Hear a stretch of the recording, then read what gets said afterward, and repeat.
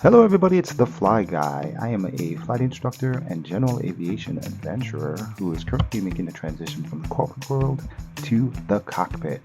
So today we are talking about cadet programs and the many different cadet programs that are out there. So what I want to do today is go over some of the reasons why you might want to join a cadet program. And then what I'm going to do is really go into a fairly in-depth analysis of what I find is essentially every cadet program that's offered within the United States. We'll go into those details and then I'll give you some thoughts on this as well. So as far as why somebody would want to join a cadet program, there's a couple of different reasons. One, it does offer a structured career pathway into an airline if you want to work at a particular airline. Some of these programs give you a guaranteed job placement.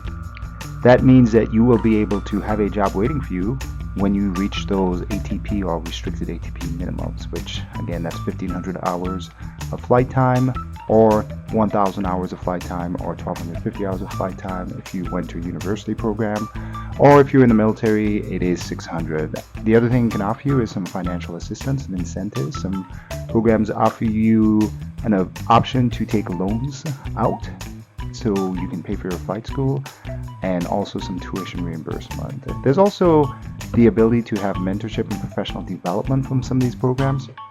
It's actually pretty good because some of these cadet programs, they don't necessarily give you a guaranteed job, but they give you a guaranteed interview. And because they know that people are going into a final interview, sometimes what they'll do is they'll give you advice on how to put together a resume, how to interview, what kind of questions you'll be asked, and how to answer those questions so that you have a good chance of getting that position. That's beneficial because even if you don't land a job at that particular airline, you'll have some professional development to take into other interviews. It does offer in some cases faster progression to major airlines depending on the state of the industry. We can talk about that a little bit on why that may be true in some cases, may not actually be true in other cases. You can also have enhanced training standards in the sense that they may put you in a program where you are essentially mimicking the call-outs and the checklists and the way an actual airline flies from day one of your training. So there's definitely a benefit to that.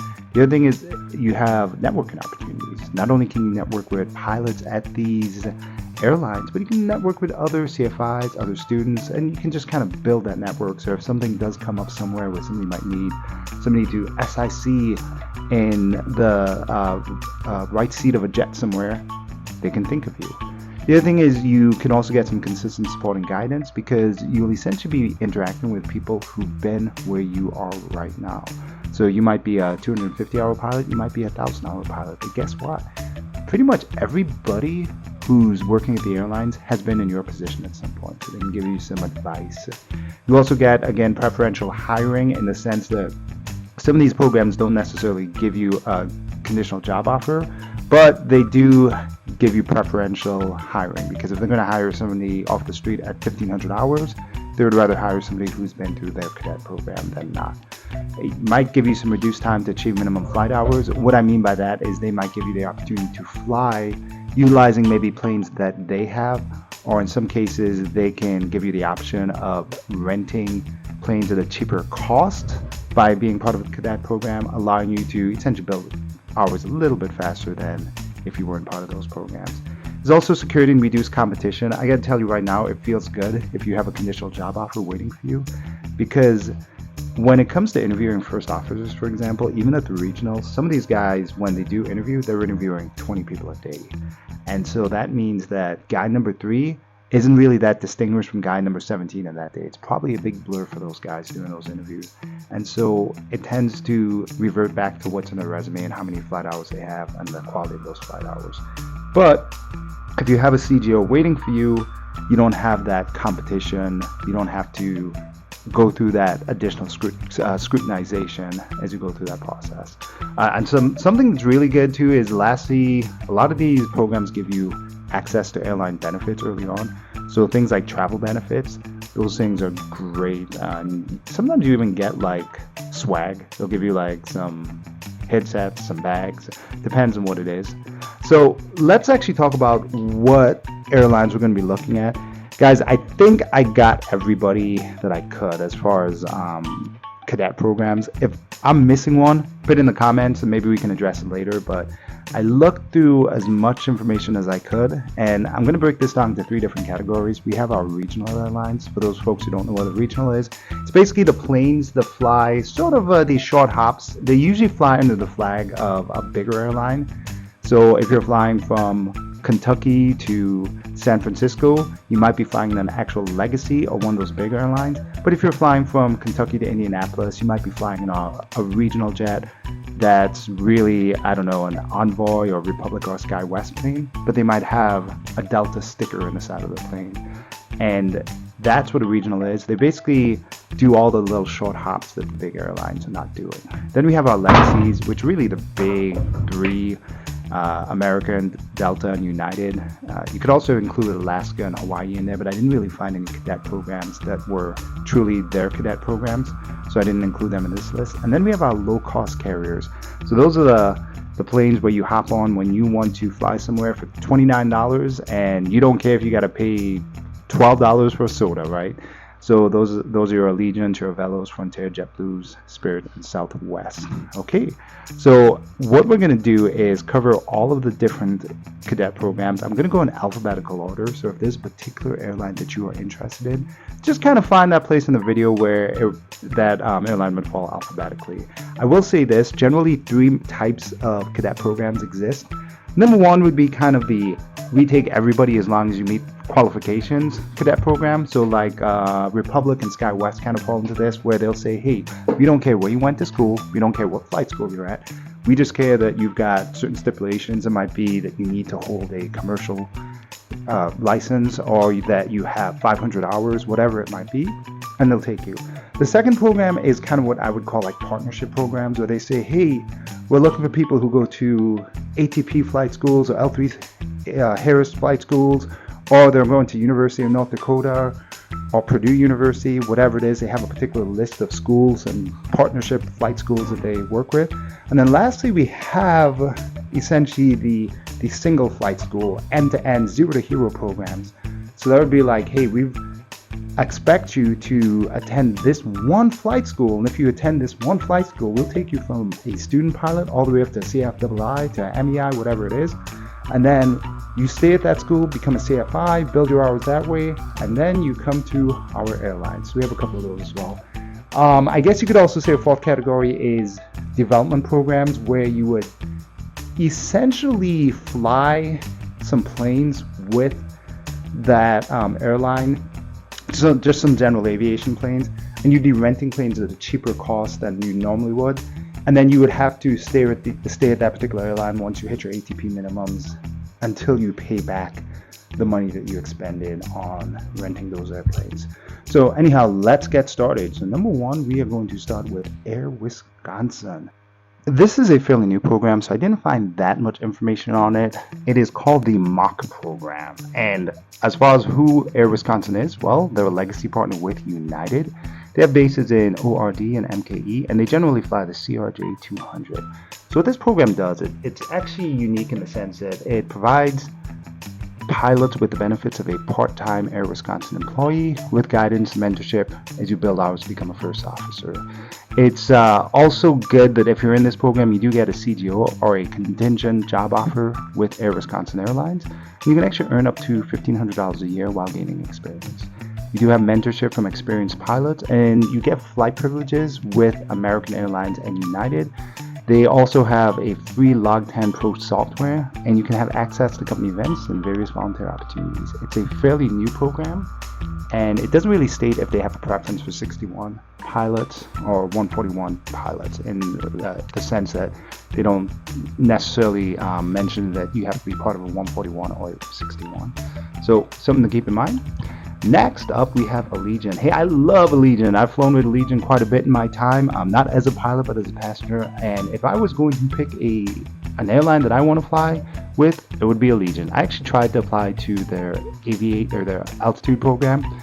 It didn't work out, and I'll talk to you about that in a little while, but always had a really, really good experience when I flew with Allegiant. So results may vary with you guys, but I've always enjoyed flying through Allegiant. So they have two different programs. One is a university program. The second one is the altitude program, which is for people who are attending just one particular flight school. So the university program, what they do is they offer it to sophomores, juniors, and seniors at partner schools. Those partner schools are Purdue, Kent State, Ohio, Utah Valley, Liberty, University of North Dakota, and Western Michigan. And it does provide a conditional offer of employment at $1,500 as a first officer. They also will pay for your ATP when you get to that point, and you get some benefits with this. So the benefits include a pass on travel on Allegiant flights, participation in visits to Allegiant's headquarters in Las Vegas, and you actually had access to Allegiant's training centers. So Allegiant itself, they fly a couple of different planes, the 737 TAC 7, the 737 TAC 8, the Airbus 319, and the Airbus 320. As far as bases go, they're all over the country: BLI, FLL, IWA, PGD, SFB, ABE, BNA, PIT, TYS, AVL, CVG, LAX, IND, SAV, DSM, LAS, GRR, PIE, VPS, AUS, ATW, FNT, and PVU. So I am mentioning all these in case somebody's just listening to this video, not necessarily looking at it. So just keep that in mind. If you need to fast forward through some of these parts, feel free to do so. So they're a low-cost carrier, and they basically do what they call turns, which is essentially they might fly 2 or 3 legs a day, but at the end of the day, you're usually back at the base that you started on. So that's what Allegiant's known for. So that's their university program. They also have what they call an altitude program. Now this is essentially a partnership with McAir Aviation in Denver, Colorado. What I will say about this is probably one of those deals where it benefits the flight school more than the airline, and it's a good program if you're willing to go out there, and it's also a good program if you don't have ratings yet. So for somebody like myself, I'm already got most of my ratings done, so it doesn't really fit me. I did talk to the guy who's, I guess, the ambassador of this program, real nice guy. And he did say that they might be able to make an exception if I was to go out there and be a flight instructor in Colorado. Didn't necessarily work for me right now, but it is something to think about as well. But yeah, essentially this is, you got to be at that flight school. You got to go through their program. One of the things I did note is as I went through the website, there's a little asterisk, and it did say that, hey, there's no guaranteed employment with Allegiant. So that's probably one of the things that's a little bit different from the Accelerate University program. It does say that you get preferential consideration of 1,500 hours, and it also makes you kind of be put in a situation where you have to be a CFI at McAir Aviation as well. And what it says is the benefits they have is cadets get to meet some of the Allegiant executives, and they have an exclusive online community. So if you're interested and you haven't really gotten too far into your flight training and you want to fly for Allegiant, again, I want to fly for Allegiant, but you have not, maybe you're not a CFI yet, maybe you haven't hit your commercial yet, and you're willing to relocate to Colorado, or maybe you just happen to live out there, this would be a good program to join. All right, moving on to the next airline is we have Avelo. Avelo is another low-cost carrier. So they've got bases in MCO, RDU, HVN, ILG, STS, and BUR, flying the 737 TAC 700 and 737 TAC 800. And what they've done is they've actually partnered with the Aviator College of Aeronautical Science and Technology as part of their 141 program. Once you graduate and you get to your restricted ATP minimums or ATP minimums, you then go to Avelo as a first officer. There's not too much I found about this program other than what I just talked about. What I will say is they do seem to be looking to partner with both L3 Harris and ATP, and then additionally possibly with 2Fly Airborne as a school. So it looks like they're going to be expanding their program a little bit as well. So the next one we have one of the legacies. We have American Airlines and their American Airline Academy. So this is one of those Zero to Hero programs. So basically you go in through a sort of a interview and acceptance process. If they select you, then you go and train at their school, and then once you hit your 1,500 minimums, then you would go to work at one of their regional carriers, and then you'd enter what they call a flow-through agreement.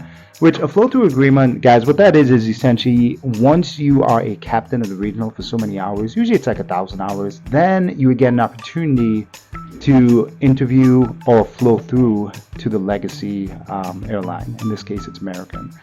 So you also get an American pilot mentor given to you. And the big thing about this, is, and this is probably why American Airlines runs this program, is they do the financing, right? So it's profitable for them because they can finance a loan probably at a marginal rate of interest to students, and you got to figure these flight schools cost $90,000 to $150,000 to go to, so it allows them to kind of turn a nice profit as well.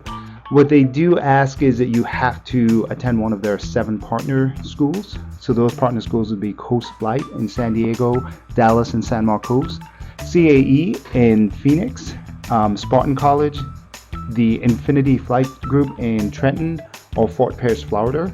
So you got to be part of one of those schools as you go through this. And then I think everybody knows about American Airlines, but they fly the A319, the 320, the 321, the 321neo, the Boeing 738, the 772ER, the 773ER, the 788 and the 789. Based out of all over the place, but their main domiciles are in ORD, DOS, LAX, DCA, DFW, LGA, MIA, PHL, CLT, and PHX. And I'm just doing the acronyms from these. I'm not saying like Boston or Miami or Philadelphia. I'm just going to say the actual acronyms for those airports, right? So you can apply at the aacadetacademy.com if you're interested in this.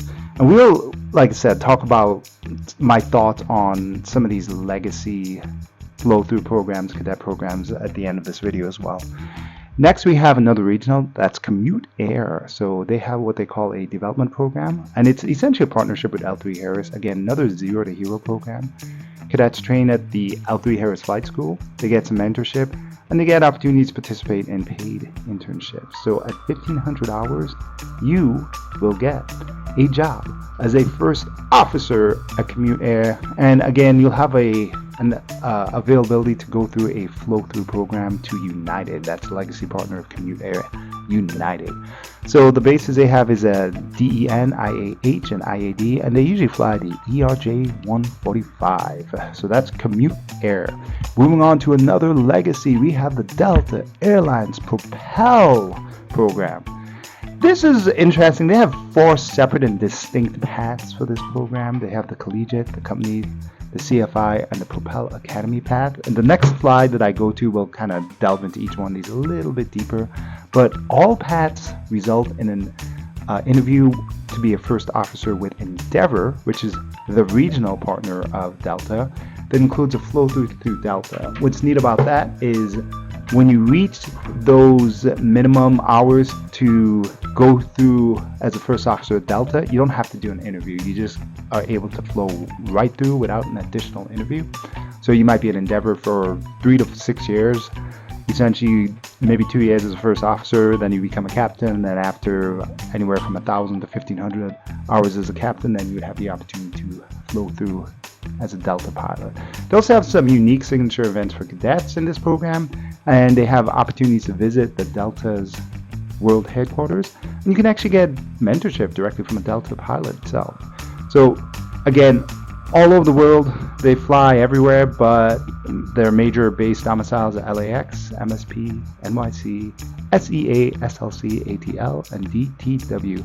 And flying a lot of different kinds of planes, from the Airbus 221, 223, 319, 320, 321, 321neo, 332, 333, 339, and the Boeing 717, 738, 739ER, 752, 753, 737 TAC 200, 763ER, and the 764ER.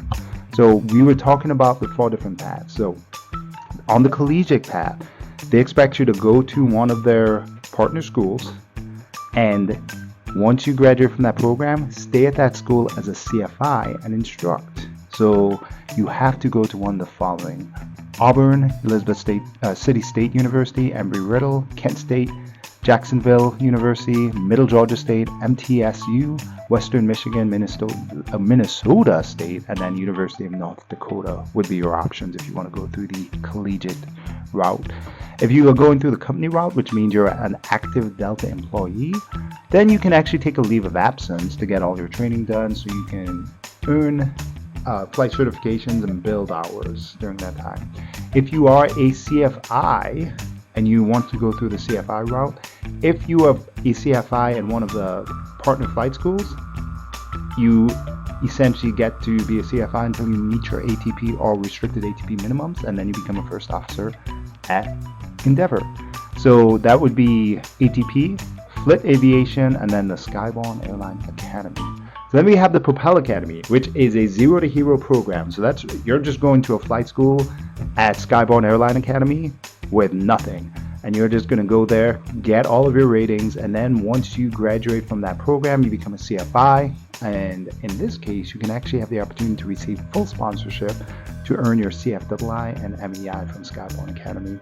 And it's a good deal in the sense of once you hit that 1,500 hour minimum, then you get that guaranteed job at Endeavor. Speaking of Endeavor, they're actually next up on our list. So if you didn't want to go through the Delta program, you can actually just go through the Endeavor program. So they have a program called the STEP. That's STEP. So who is Endeavor? They're a regional airline that partners with Delta. They fly out of ATL, CVG, DTW, JJK, LGA, MSP, and they fly the CRJ 200, 700, and 900s. So if you are at one of their specific partner schools as either a student or a CFI, you are eligible to join this Endeavor program. If you do so, Endeavor will pay for the ATP course, and they'll give you a guaranteed final interview for first officer at Endeavor. So the partner schools that they have listed here are Arizona State, Bridgewater State, University of Dubuque, Delaware State, Delta State, Elizabeth City State, Florida Institute of Technology, Hampton, Liberty, Southern Illinois University, Carbondale, Ohio State, Purdue, University of Maryland, and Eastern Shore. So you'll see a lot of repeat schools, which are part of a lot of these different programs. Like you'll see a lot of ATP, and you'll see a lot of, University of North Dakota and some of these things, right? So let's move on to the next program that we have. And again, it's another regional. We have the Envoy Cadet program. They have two different paths. They have a path where you are a student at a partner school, or you are a CFI. So as part of this program, cadets receive flight benefits to include company seniority. That's pretty neat, to build company seniority when they're actually just a cadet.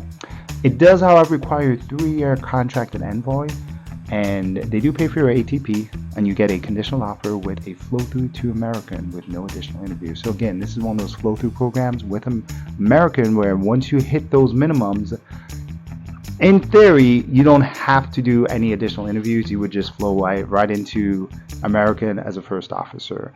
So their base is in ORD, DFW, MIA, and PHX, and they fly the ERJ 170 and 175. So the schools that they have you partnered with as part of this program are ATP, Arizona State, Embry-Riddle, Utah State, Utah Valley, CAE Phoenix, Coast Flight Training, Cornerstone Aviation, McAir Aviation, University of Nebraska, Illinois, Latourneau University, Northwestern Michigan, Ohio State, Purdue, University of Dubuque, University of North Dakota, Oklahoma, Western Michigan, Central Missouri, CAE Dallas, Southeastern Oklahoma, Spartan College, the Thrust Flight School, U.S. Aviation, L3 Harris, Bridgewater State, CAE in New Jersey, the Florida Institute of Technology, Liberty, Auburn, Southern Illinois, Skyborne, CTI, Sky Warrior Flight School, and the Heritage Flight School, and then Delaware State University. So when it comes to this program in particular, let's talk about the two different paths. If you are a student at one of those universities, then you must have at least a private pilot certificate. You must be able to complete an HR interview, and you'll get some promotional materials. So you might get a nice backpack and some nice t-shirts out of this deal, and maybe even a couple of bumper stickers. And then you'll receive mentorship from somebody who's flying at Envoy right now. If you're going the CFI route, you must be a CFI with instrument airplane ratings, so essentially CFII. You must pass the interview, the internal review board, and sign a letter of commitment. And then from there, you'll actually receive mentorship, promotional materials, and they might even give you up to $15,000 in bonuses when it comes to pay. And then you'll also get employee travel privileges at Envoy. So moving on, we have Frontier. Hey, I actually think right now Frontier might be suspending their cadet program. So check the actual link at the end of this video. I'll put all those links up to each one of these programs to make sure that you have the most current information. As of right now, I believe they're actually suspending it, but they have the F9 program again. They have a Zero to Hero program at ATP flight schools, and from this you can actually receive a monthly stipend of $500 until you reach 755 hours, then receive a monthly stipend of $1,000 for the remainder of the 24 months to help offset costs. So that means when you go there, you instruct there at ATP. So they'll also, and when I say ATP, I'm talking about the flight school. There's also the airline transport. It's a bit confusing, a bit of a marketing strategy that school uses. But the next phrase I'm going to use is ATP CTP. That's essentially the airline transportation program that you have to essentially get to when you want to fly for an airline, right? And so they'll actually pay for that in the jet transition costs. Candidates will have access to competitive financial lending. Again, these airlines like to delve into the world of finances because it can be profitable. That's why there's so many credit cards at airlines. So you can also get some select travel benefits available in Frontier Airlines, preference given to current Frontier employees and families who work at Frontier right now. And then you get a direct pathway to becoming a Frontier Airlines first officer upon completing the program. So they're partnering with ATP. Frontier itself, they're based out of VEN, CLE, CVG, ORD, TPA, MDW, MIALAS, MCO, PHX, DFW, PHL, and ATL. And they're essentially flying some Airbuses, the A320, 320neo, 321, and 321neo. So now we move on to GoJet. Hey, they got a cool name for their program. It's called the Wingman program. So you can join once you have a private with instrument. So when you join the GoJet program, you get flight benefits and also company badging. So you also get an all expense paid visit to the corporate headquarters. You also get a chance to use the CRJ simulator, and you get mentored by a pilot recruiting team. You do also get to receive some early GoJet training materials that will help prepare you for when you actually go to do your training. You get some standby travel on United Airlines, and then you do get priority or preference for first officer recruitment. And they'll also pay for your ATP once you get selected as a first officer. They are partnered with the legacy carrier United. They're based in ORD, EWR, RC, STL, and IAD, and they fly the CRJ 500.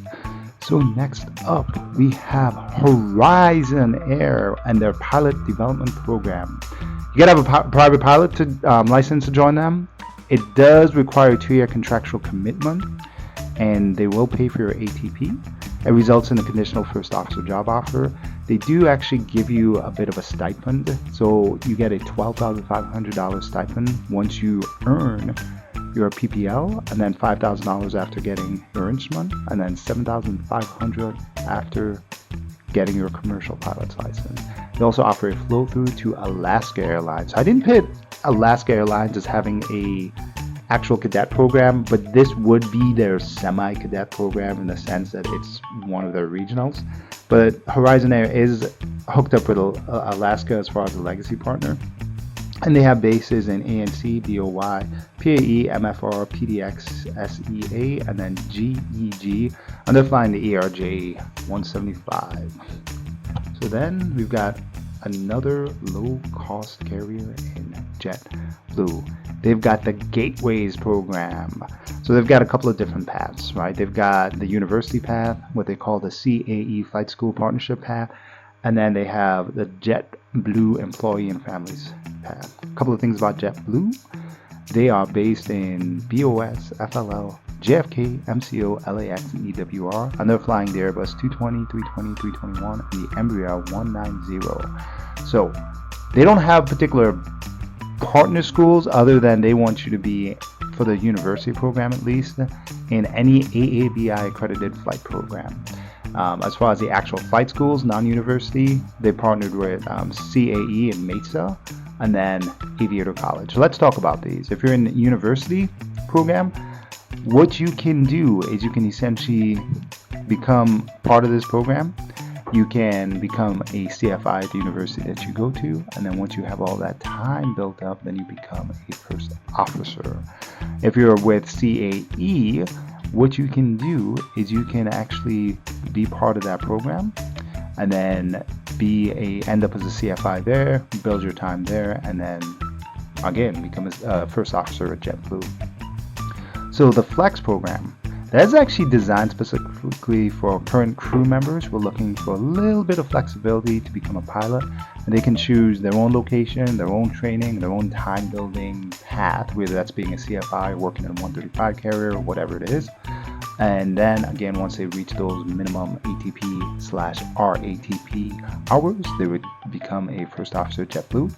We have our direct, which is a partnership with Aviator College, and what that is current crew members, so people who currently work at JetBlue, can depart their current position and pursue prescribed college education, training, and time building pathway by studying and flying with partners to become JetBlue pilots. So what happens with them is they actually work at, so once they get their certs, they then work with Cape Air, which is like, think of it like the regional of a regional. They don't fly jets, but they're flying sort of multi-engine prop planes and smaller planes, real small hops at Cape Air. You do that until you build your hours, and then you would again become a first officer after that. There's also a family program, so families of crew members, they can make what they call the blue line to first officer position through defined education, training, and time building paths. So it's really a benefit for people who work at JetBlue to extend out to their families as well. Moving on to Mesa. So Mesa Airlines, they have a pilot development program. It's so this is an interesting one. I also understand that there's a Mesa Cadet program. I'm not sure if that's an active program anymore because I couldn't find any information on it. What I will say is that Mesa currently has this pilot development program that they advertise. So what's the difference? This is a way for you to essentially pay, so you're actually paying to fly their planes. So it's technically more of a flying club to help low-hour pilots build time, and that's based out of Prescott, Arizona. So basically what you do is you pay $60 per flight hour, and then you do get exposure to Mesa CRM practices and procedures. You can get Mesa flight benefits and a mentor given to you. There's also ground schools which are available from a Mesa instructor. You do get a conditional job offer. You do need to have a commercial multi-engine certification to be part of this program. But here's the thing about this. I would say just be careful if you do want to pursue this. Know what you're getting into.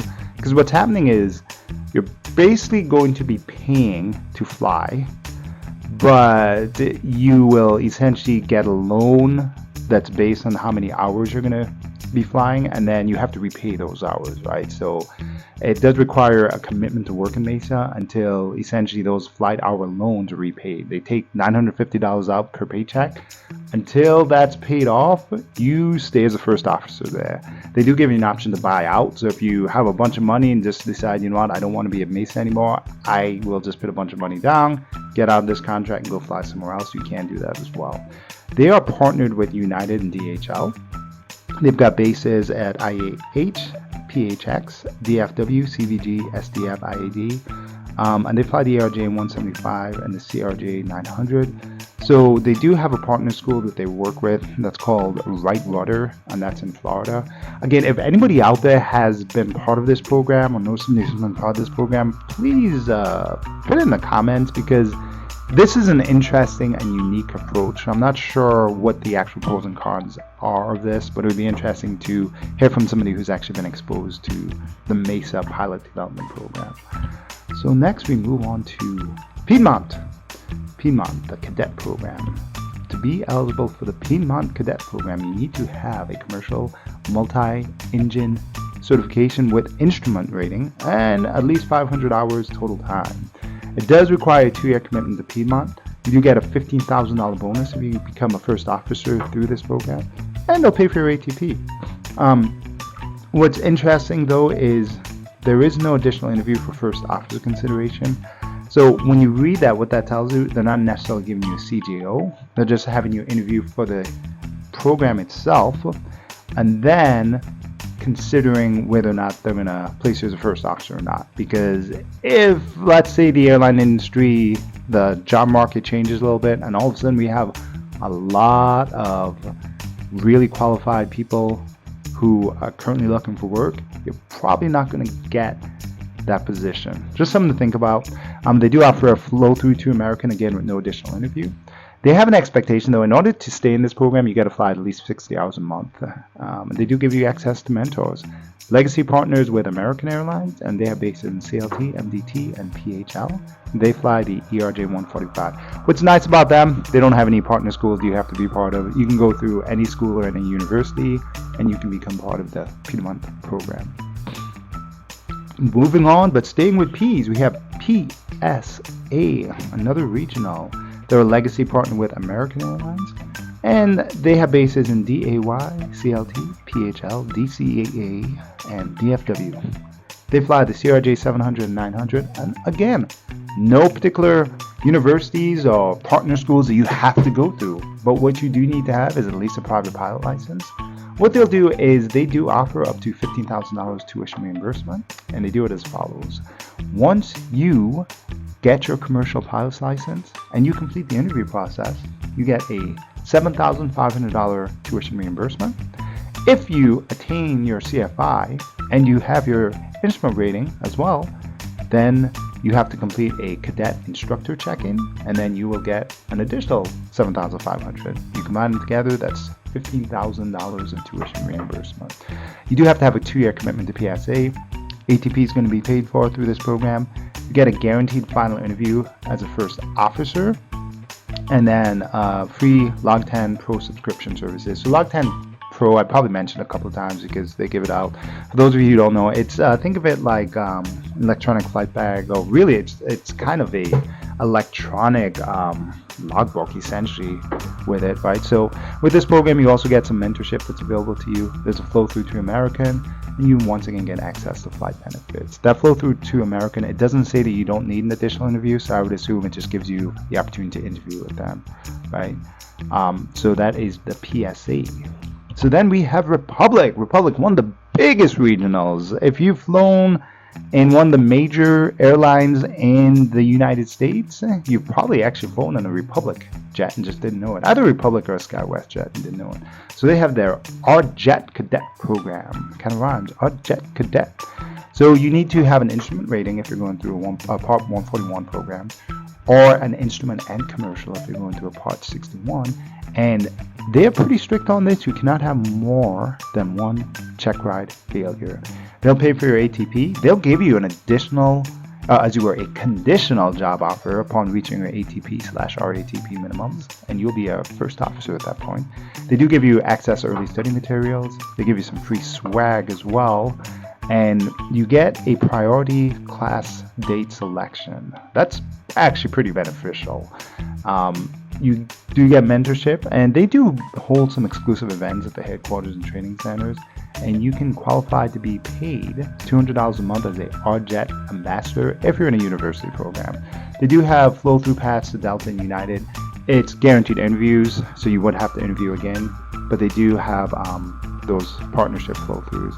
Legacy partners include American, Delta, and United, and they're based in BOS, CLT, ORD, CMH, IND, SDF, EWR, LGA, PHL, PIT, DCA. They fly the Embraer 170 and 175, and again, they can partner. This program can be at any university, any flight school. I will say there's another program the Republic offers. They actually have a Zero to Hero program through what they call their Leadership in Flight Training program. Think of it like a whole system from zero to hero, beginning to end. That program, it's not a cadet program, so I didn't put it in here, but long story short, you can go in there with no experience if you qualify, and then once you get your ratings, become a CFI, stay there for a couple of years, get all your hours up, and then you'll be a first officer at Republic Airlines as well. So next we have the other big regional, which is SkyWest. So the SkyWest has a pilot pathway program. They also offer up to $17,500 of tuition reimbursement if you attend specific schools. So the flight benefits you receive a 1 month before attending your ATP CTP course, and they will pay for your ATP. They also offer opportunities for people to attend ground school while they're part of this program, and they give you company seniority, so you get company, not pilot, not union, but company seniority with SkyWest. Plus, you get class seniority, so it just means that the longer you're a cadet, the more likely you'll be able to pick the base that you will end up at. Give you free Log10 Pro subscriptions. You get a mentorship and interview prep. You get a guaranteed interview for first officer. And then you get enhanced partnership with Southern Airways Express. So if you fly through there, you can get some tuition paid there as well. Right? So they partner with all the legacies, Alaska, American, Delta, and United. So they have bases in PDX, SEA, FAT, PSP, IAH, MSP, SFO, LAX, ORD, PHX, DEN, AUS, COS, ATL, DFW, DTW, SAN, BOI, SLC, and TUS, and they fly the CRJ 200, 700, 900, and the ERJ 175. So they got partner schools, and some of these partner schools offer that reimbursement we talked about, that $17,500. Those particular schools are AeroGuard, Spartan College, University of North Dakota, CAU, ATP, Embry-Riddle, L3 Harris, Utah State, UVU, Axiom, Cornerstone, FLT, Skyborne, Southern Utah, St. Francis, Knowlton, Sling, Western Michigan, and then they just have the standard schools where they don't actually have a reimbursement program. So that's Two Fly Academy, Aviator College, Baylor, CBU, Cirrus, Global Pilot, Heston College, Leading Edge, Latono University, Liberty University, McCare, MSU of Denver, NAC, North Air, Ignite, Silverhawk, Treasure Valley, US Aviation, Wayman, and Western Colorado. So a lot of different programs. I do want to mention, from the sum total of my experience, is almost all the cadets that I've known who've successfully gone through the cadet programs into the airlines have come from either SkyWest, Republic, or the Frontier program. So those are probably the three biggest ones. Maybe it's my location, maybe it's just the people I know, but those seem to be the most highly visible programs that people have actually used, right? I can actually say, yep, they use these cadet programs and went from being a CFI or a flight student or commercial and are now sitting at these airlines.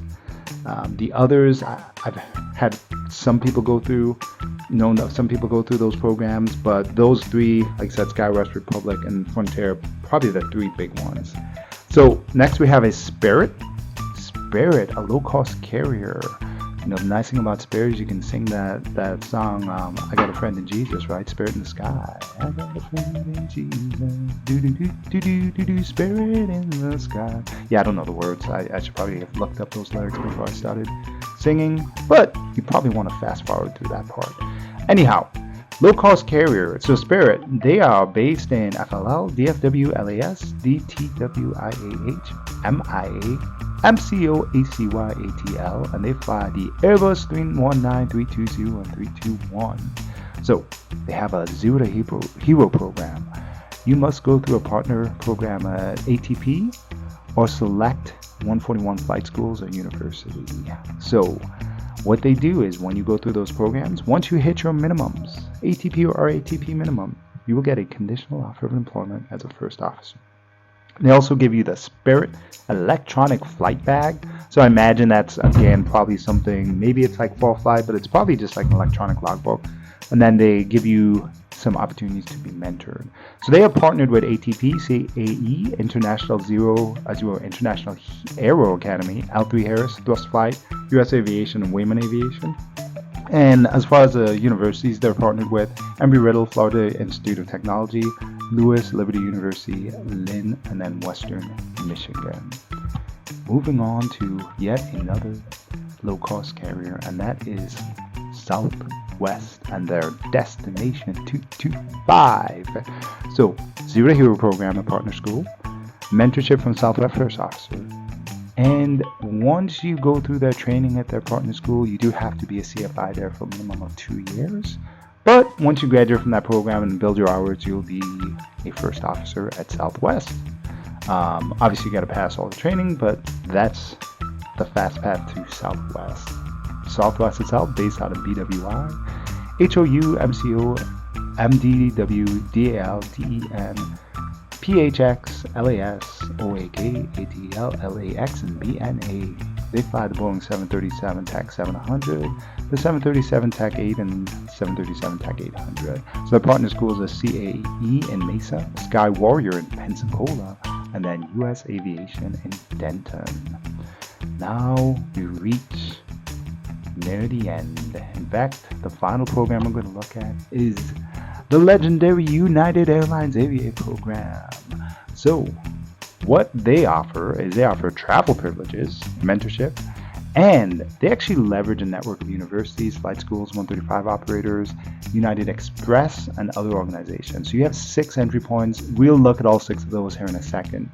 And what happens is after serving as a captain for either United Express or as a Part 135 operator for 100 hours of flight time within 12 months and 1,600 hours overall, or 1,200 hours overall as a captain, then you can apply to United as a first officer. So a couple of steps in between there that you got to get to, right? You got to reach your ATP minimums. Then you got to go to one of these programs, which is either United Express or 135 operator. You then have to fly enough time to get upgraded to a captain. And then you have to either have 1,200 or 1,600 hours as a captain. And all that has to include 100 hours of time within the past 12 months.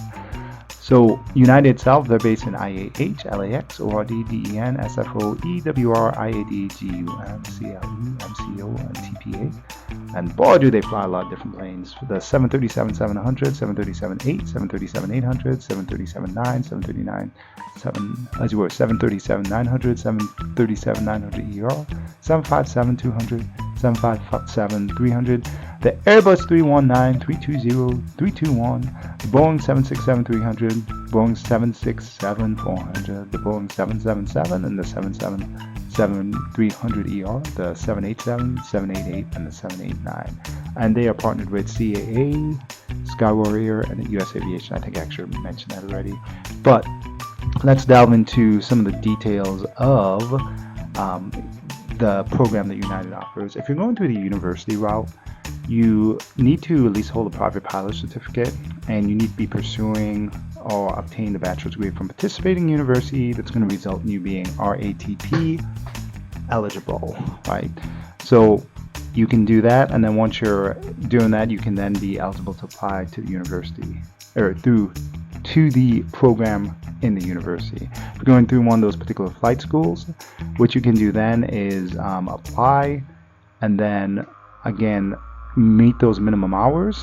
If you are going to just building what they call the experience build, so these are candidates who are building hours towards an ATP or RATP by serving a CFI at one of the universities or one of the participating flight school organizations.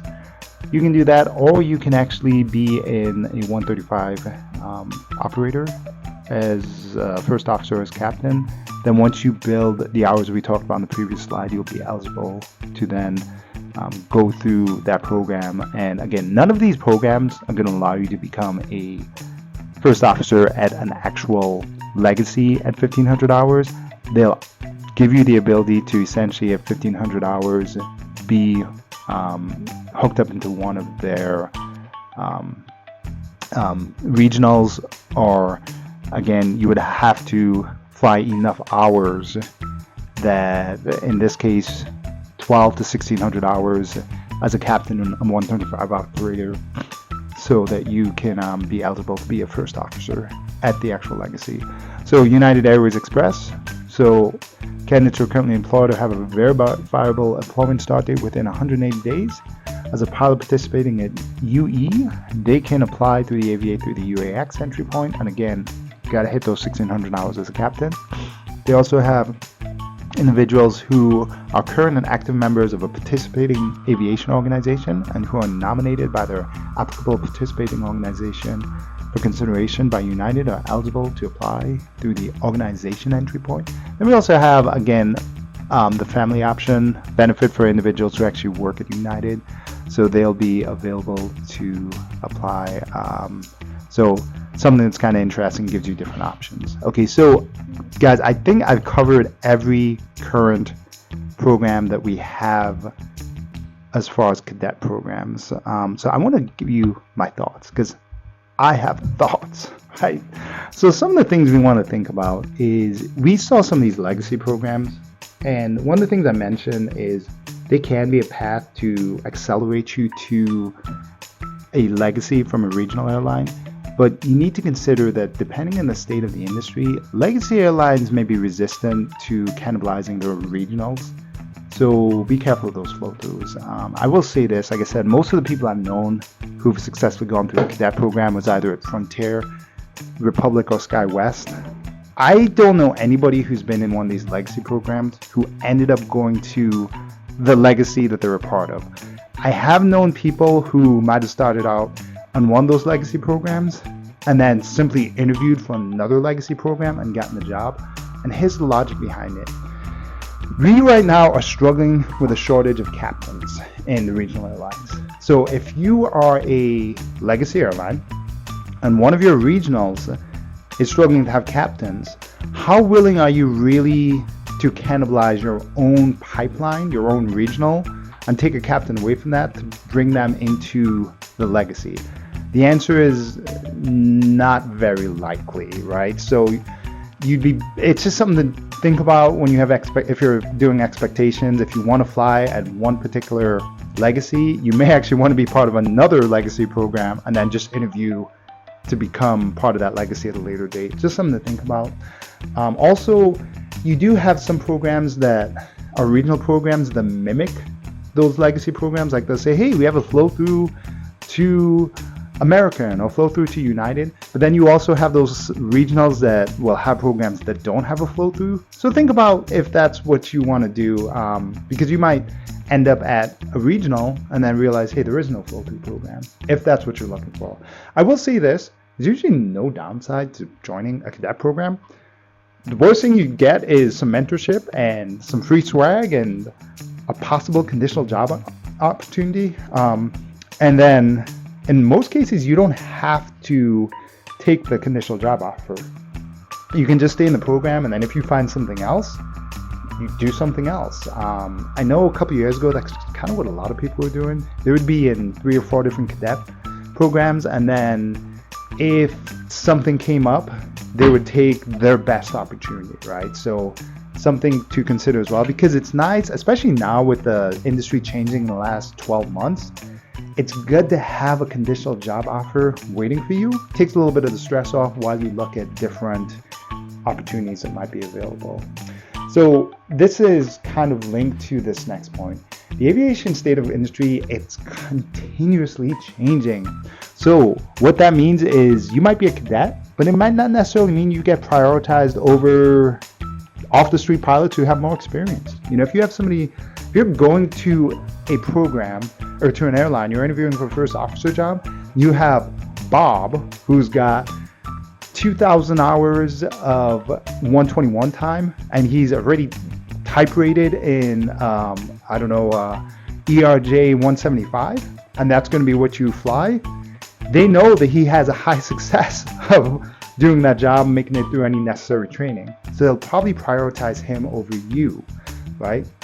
And that means even though you might have met your minimums as a cadet, even if they do give you a conditional job offer, you might have to wait a while. I'm talking 6 to 8 months in some cases before you actually become a first officer. So you have to think, am I willing to do something else in that time? Or what am I going to do while I'm waiting for my class date to open up? Because there's nothing that says that they can't cancel that CGO, right?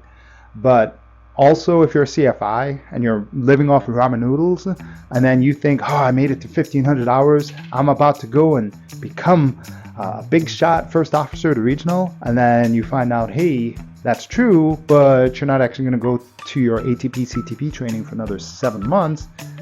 What do you do then, right? So just something to think about, because CGOs, they're not necessarily a guaranteed job. Also, I have thoughts in some of these programs that actually charge you money, or they cage you in with like a commitment. That makes me wonder if it's kind of borderline sketchy, right? If you're paying to fly as a cadet in one of their programs, maybe that's not the best option for you. Just something to think about, right? And the other thing is, a lot of these zero to hero programs, just remember that they're not necessarily the fastest path to get your ratings. They're not necessarily the cheapest path to getting your ratings. Like if you actually go to a lot of these mom and pop flight schools and you do it right, you can get your ratings probably a lot cheaper and a lot quicker than you think, versus going to one of those accelerated ATP programs, right? Because if you kind of do the right things and you rent the right planes and you know the right people and you have a curriculum that you take to the flight school as a Part 61, you can actually go through a lot of your ratings quicker than you would think and cheaper than what these programs offer. So think about also the partner school requirement versus any school requirements, because if you are going to make a decision and you want to go to one particular flight school and they offer these cadet programs, great. What I wouldn't do is say, hey, I want to work at this particular airline, so I'm going to this one flight school because they have a cadet agreement program with these airlines. Just be wary of that, because it might not be what you think it's going to be. And that's where it comes down to this, is manage your expectations with these cadet programs. They're not as extensive as sometimes they make them out to be.